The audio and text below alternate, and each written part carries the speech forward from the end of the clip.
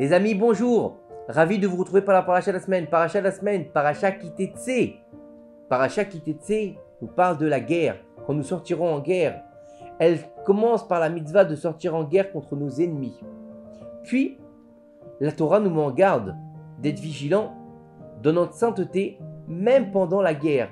La Torah nous enjoint de faire attention à notre sainteté alors qu'on va en guerre. Qu'est-ce que ça veut dire ? Qu'est-ce que ça veut dire de garder sainteté quand tu vas en guerre ? Quand tu vas en guerre, tu vas pour tuer l'ennemi, tu vas pour te battre. Comment tu peux garder sa sainteté ?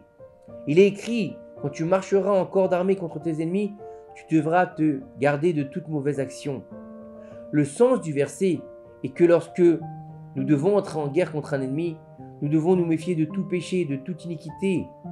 La Torah nous avertit et elle dit « Car Hachem, ton Dieu, marche au milieu de ton camp pour te sauver et te délivrer des ennemis devant toi. C'est pourquoi votre camp sera saint et rien d'indiscret ne doit être vu parmi vous de peur qu'il ne se détourne de vous. » De là, nous apprenons que non seulement nous devons nous méfier de toute transgression, mais aussi et surtout, nous devons nous prémunir contre l'impudeur et la débauche, même pendant que nous nous trouvons en plein conflit armé. En termes simples, on nous dit qu'Hachem apportera notre victoire dans la bataille, mais seulement à la condition que nous nous méfions de toute impudeur, car l'indiscrétion fait qu'Hachem quitte notre camp et se détourne de nous. C'est le jeu des nations du monde.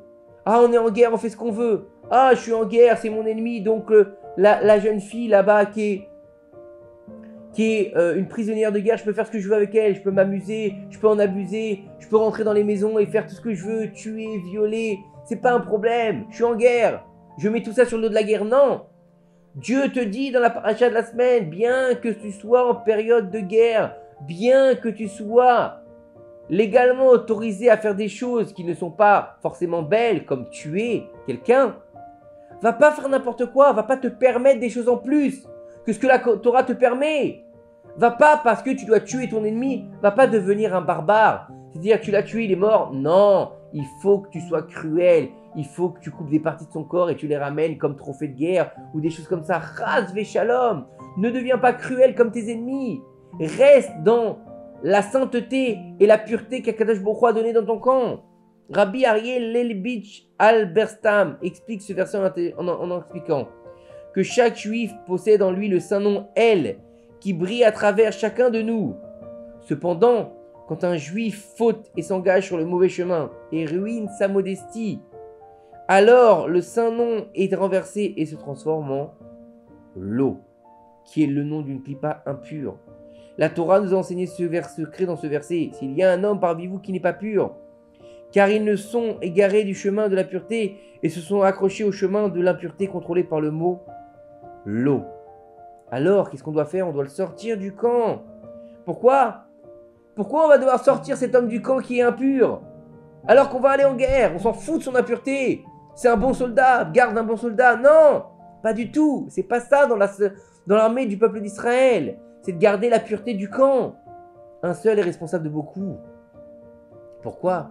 Parce que cet homme, en devenant impur et en se raccrochant à l'impureté du lot, qu'est-ce qu'il a fait ? Il a provoqué le départ d'Hachem et a endommagé le nom El qui brillait à travers lui. Et ainsi, Dieu a quitté le camp. Ainsi, il ne peut plus entrer en milieu de camp car à sa place, on a fait rentrer, au lieu de El, on a fait rentrer l'eau. Chas v'shalom. Ça veut dire qu'au lieu de faire rentrer Hachem dans le camp d'Israël, on a fait rentrer l'impureté de la clipa, l'écorce d'impureté. Au lieu de faire entrer la pureté, on a fait rentrer l'impureté. Au lieu de faire entrer la lumière, on a fait rentrer l'obscurité. Qu'est-ce que c'est que ça ? On est dans un état où on risque de perdre à cause de notre impureté. Fondamentalement, le nom El ne brille à travers chaque juif lorsqu'il reste dans les limites de la pureté et de la pudeur. Waouh ! Il faut comprendre que le secret du juif, c'est sa pureté et sa sainteté. Quand un juif viole les limites de la pudeur, alors le nom El le quitte et devient Lo.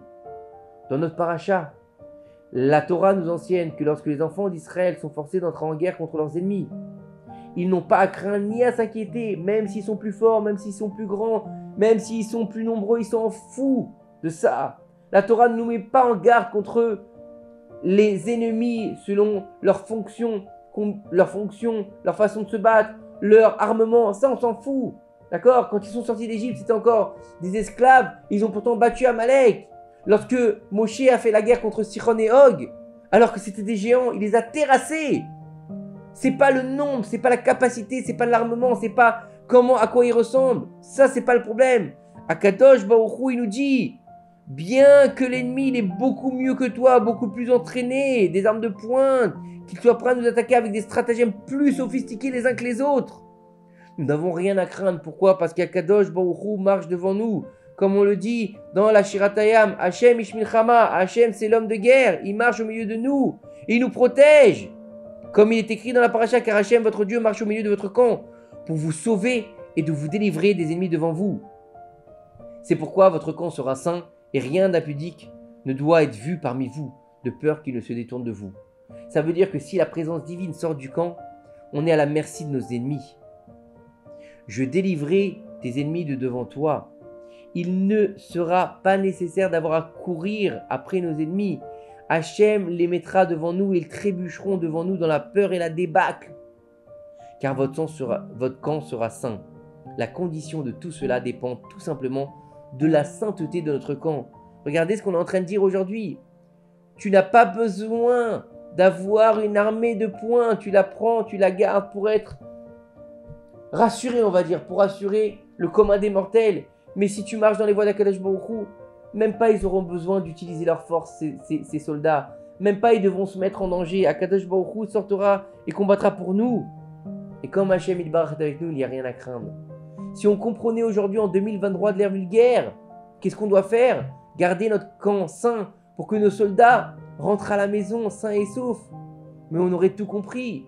Nos anges de Tsahal, qui sont aux frontières d'Israël, qui se lèvent pour empêcher nos ennemis de nous faire du mal. Si nous-mêmes, nous étions dans la sainteté, nous serions les gardiens de nos soldats. Mais malheureusement, c'est eux qui vont de l'avant. Et nous, en laissant tomber notre pudeur et notre modestie, on les met en danger. Comprenons que leur défense dépend de nous. Ça marche dans les vases communicants. Eux nous protègent et nous les protégeons. C'est très important de comprendre ça. Le danger ne commence pour tout le monde que lorsque la sainteté est altérée. Dès que nous perdrons notre modestie, Hachem disparaît d'entre nous. Et si Hachem n'est pas avec nous, il n'y a absolument rien que nous puissions faire. Par conséquent, nous devons tous prendre sur nous d'agir modestement dans tous les aspects de notre vie. Et grâce à cela, Akadosh Baruch Hu ne nous quittera jamais. Et bien sûr, de ne pas faire preuve d'impudeur, que ce soit les hommes et les femmes. Être impudique, c'est très grave, surtout dans notre génération, qui est le jeu du Yetzer Hara et de sa femme, qui veulent nous amener vers la débauche, vers l'impudeur, vers les mauvaises mœurs. Se dire que le Ham Israël doit être comme tout le monde, doit être le mariage pour tous, la gay pride, faire n'importe quoi avec n'importe qui. Et là, on sera comme les nations du monde. Donc si on est comme les nations du monde, à quoi ça sert? On n'est pas différent alors qu'on a été choisi pour être le peuple qui représente la Kadosh Baruch Hu. Comme on le voit dans la paracha de Shoftim, que là-bas, il y a marqué dans la Torah, Som Tassim Alecha Melech, mais sur toi un roi. Et lorsque les Bnei Israël, ils ont demandé un roi, à qui? À Shmuel Hanavi. Shmuel Hanavi s'est énervé. Pourquoi il s'est énervé alors que c'est une mitzvah de la Torah? Parce qu'ils lui ont dit, mets sur nous un roi que nous soyons comme toutes les nations du monde. Et c'est pour ça qu'il s'est énervé, parce qu'on n'est pas comme toutes les nations du monde, parce que notre roi, à nous, bien qu'on ait besoin d'un roi, et c'est une mitzvah de la Torah, d'un roi de chair et de sang, nous avons le Melech Malcham Lachem HaKadosh Baruch Hu. C'est lui le vrai roi. Le roi, il est juste pour représenter le peuple vis-à-vis d'Akadosh Baruch Hu. Et on n'est pas comme toutes les nations. Donc il faut comprendre que ce qu'est vraiment la modestie, c'est un chemin de vie. Le monde a tendance à attribuer le concept de modestie à la façon dont quelqu'un s'habille. Ce qui est vrai. Cependant, ce n'est qu'un des nombreux éléments de la modestie. La vérité est que le concept de modestie est multiforme et touche à de nombreux sujets. La pudeur est un mode de vie. La règle générale est que la modestie signifie ne pas se démarquer de quelque manière que ce soit. L'un des principaux traits de caractère des enfants d'Israël est leur modestie. C'est ce qui en témoigne de nous, les enfants d'Abraham, d'Yitzhak et de Yaakov. Comme il est rapporté dans la Gemara. Une personne qui vit sans honte, écoutez bien ce que dit la Gemara, c'est sûr que ses ancêtres ne se sont pas tenus au mont Sinaï. Waouh! Rabbeinu Bechaye a écrit, Hachem a créé le monde entier, nous a donné sa Torah afin que nous embrassions la vertu de la modestie. C'est par le mérite de notre modestie qu'Akadosh Baruch Hu a fait tous ces miracles pour nous, quand nous avons quitté la terre d'Égypte. Il y a beaucoup de gens qui observent les mitzvot et évitent les transgressions simplement parce qu'ils se sentent gênés. Et si on devait enlever leur embarras, ils quitteraient totalement la Torah et feraient ce qu'ils ont envie de faire, finissant par se retrouver dans un endroit très sombre, allez-nous. Tout comme le prophète a reprimandé les enfants d'Israël, ils n'ont pas ressenti de honte ni d'embarras. C'est pour ça qu'ils ont fauté, c'est rapporté dans Yirmiyahu. Il est rapporté dans le livre Chelev Haaretz du Rav Israël Abergel Shlita. Il convient de noter que la modestie se divise en deux parties. Éviter le mal et faire le bien, comme on le dit sur Merav et Asetov. Éviter les mauvaises affaires en nous protégeant de ne pas nous démarquer ou d'attirer l'attention de quelque manière que ce soit. Cela s'applique bien sûr aussi bien aux hommes qu'aux femmes. Ne pas penser que la modestie et la pudeur ne s'appliquent qu'aux femmes parce qu'elles doivent être sniout. Non, nous aussi on doit être sniout dans nos façons de parler, dans nos façons de faire les choses. Deuxièmement, faire des bonnes affaires en vivant une vie de simplicité, sans prétention en tout temps, en tout lieu. Même en faisant quelque chose de grand pour le bien de tout le peuple d'Israël. Ne pas se faire remarquer et parler de nos actes. Ne pas dire « Oh, regarde ce que j'ai fait pour la communauté, regarde ce que j'ai fait, je suis un grand rabbin, je suis un grand tzaddik, je suis un grand philanthrope. » On s'en fout. Connais ta place aux yeux de Dieu. Dieu te donne notre modeste, sois modeste. Si vous avez été béni avec beaucoup de grands talents, cachez-les autant que possible. La gloire d'Hachem est quelque chose de caché, marqué dans Michelet. Ne va pas t'enorgueillir de ce que tu as fait ou ce que tu as comme talent. Moi, je sais faire ci, moi, je sais faire ça, moi, je sais faire ça, moi, je sais faire ça. On s'en fout. C'est Dieu qui t'a donné tout ça pour te réaliser dans ton service divin. Quelqu'un qu'Hachem Ilbarach a béni avec une grande richesse, de l'argent, de l'or, des diamants, des pierres précieuses, ne les placerait certainement pas devant une fenêtre visible par tout le monde. Il les cacherait aux yeux de tous. La chose est vraie aussi pour le service divin. Toutes nos actions doivent être synonymes avec le verset « Marchez discrètement avec Hachem, votre Dieu ». Ce qui signifie que celui qui accomplit son service divin discrètement sera toujours avec Hachem, selon la valeur de la dissimulation qu'il exerce. Commençons maintenant par la base de la modestie. Pour ne pas se démarquer ou attirer l'attention, cela se passe par la pensée, la parole et l'action. La mesure principale d'une personne dans l'autre monde sera selon le degré de modestie qu'elle a eu dans ce monde. Par conséquent, notre Sainte Torah ne peut habiter à l'intérieur de nous et ne peut être obtenue que par un cœur humble et modeste, comme a dit Moshe Rabbeinu, le plus humble de tous les hommes. C'est le secret du succès, et c'est ainsi que le Rambam explique que quelqu'un qui veut obtenir la couronne de la Torah doit être diligent dans deux choses. 1. Pour étudier, il faut faire spécifiquement d'une maison d'études, car nous sages nous ont dit, celui qui apprend dans un Beth Midrash n'oubliera pas précipitamment son apprentissage. 2. Apprendre avec modestie et sans se faire remarquer par les autres. Par conséquent, qu'ont fait notre ancêtre et nos rabbanim de tout temps. Ils passaient la plupart du temps de leur nuit à étudier la Torah. La nuit est le moment où tout le monde dort. Le monde est immobile, le monde est paisible. Il n'y a pas de bruit. C'est le moment propice pour plonger dans la terre, dans la mer de la Torah. Rabbeinu Yoram Zichrono Livracha disait qu'avec le bruit et l'agitation, rien ne pouvait être réalisé. Le soir, c'est un moment où on est plus tranquille, on est plus alerte par rapport au calme. On est dans une disposition à étudier la Torah plus facilement. Quand on écrit en soft-route par exemple, d'écrire la nuit c'est beaucoup plus facile. Pourquoi? Parce que tout autour est calme. Il y a moins de voitures dehors, il ne faut pas gérer les enfants, en général ils dorment. On a moins de problèmes de téléphone, on est moins appelé et on est plus concentré. Donc c'est beaucoup plus facile d'écrire la nuit que le jour par exemple. À partir du jour où le peuple d'Israël a commencé à être exposé aux publications, exposé au monde, aux ordinateurs et aux bureaux, les choses n'ont plus jamais été les mêmes. Beaucoup d'autres ont été détruits.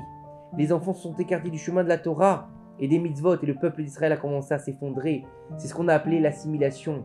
Le siècle des Lumières, quand on a commencé à sortir du ghetto et penser qu'on devait devenir comme les autres, étudier les sciences, étudier à l'école, devenir des... Et c'est à ce moment-là qu'on a commencé à se perdre. Lorsque le mur de la pudeur a été endommagé, toutes les forces extérieures ont pu prendre le dessus. C'est ce qui s'est passé pendant la Scala. C'était une si grande génération. Le Rama de Pano, le Maral de Prague, le Kli Yakar, le Shlach Kadosh et bien d'autres. Et soudain, la Scala l'émancipation des Juifs, cette mouvance, cette école de pensée qui a commencé à prendre racine en Europe, qui a décidé qu'il fallait rentrer les études profanes dans les études de Kodesh, ça a été une catastrophe. Ils leur ont dit quoi? Vous pouvez étudier la Torah, mais concentrez-vous sur l'obtention d'un statut social, d'un rang, d'une notoriété, d'une célébrité. C'est ça être juif? Chercher à être une star? Alors que dans la Torah, on nous a déjà dit, si vous suivez les chemins de la Torah, vous serez comme les étoiles dans le ciel. On n'a pas besoin d'être une star sur un parquet à Hollywood. Cela a causé d'innombrables dommages auxquels nous nous sommes encore confrontés jusqu'à aujourd'hui, en 2023 de l'ère vulgaire. Nous devons nous rappeler que la clé du succès est la modestie. Comme nous l'avons dit plus haut, la pudeur est une méthode, une ligne de pensée et un mode de vie. Quiconque possède de la modestie, Hachem Yitbarach, ne s'en éloignera jamais. Il sera avec nous côte à côte, main dans la main. La modestie est ce qui nous porte vers toutes les réalisations. Surtout aujourd'hui, dans l'époque dans laquelle on vit, on voit que les gens ont exacerbé le moi. Regarde-moi, moi je suis, moi je fais, moi je donne, moi je réalise. Moi, regardez-moi sur les vidéos. Moi, regardez-moi sur YouTube. J'ai un nombre de likes extraordinaire. Waouh, je suis le plus grand YouTuber du monde. Mais non! S'il y a une personne qui regarde cette vidéo, une personne, il n'y a pas beaucoup de pouces, il n'y a pas beaucoup de likes, 10, 20 personnes regardent cette vidéo, et qu'un seul d'entre vous, il a fait teshuva, c'est suffisant. Un seul d'entre vous a compris l'importance de la paracha de la semaine, c'est suffisant. Si c'est des milliers, c'est encore mieux. Mais pas pour les likes, pas pour la notoriété, pas pour avoir un statut social, pas pour que la chaîne, elle fonctionne et qu'on ait des retours de YouTube. Ça, on s'en fout. C'est pas le principe. Le principe, c'est d'arriver à faire comprendre qu'aujourd'hui, la modestie, elle doit nous habiter pour pouvoir enfin rapprocher nos frères de la vérité. Et la vérité, c'est Torah Temet, la Torah de vie, la Torah de vérité, la Torah qu'Akadosh Baruch Hu nous a donnée. C'est pas la Torah des influenceurs, c'est pas la Torah des youtubeurs, c'est pas la Torah des gens qui se servent d'elle pour pouvoir faire de l'argent. Non, la vraie Torah, c'est celle qui touche le cœur. Comme nous disent nos sages, ce qui sort du cœur, il rentre dans le cœur. Que ces quelques paroles de Torah nous aident à faire venir le Mashiach. Amen. Shabbat, Shalom, Mevorach.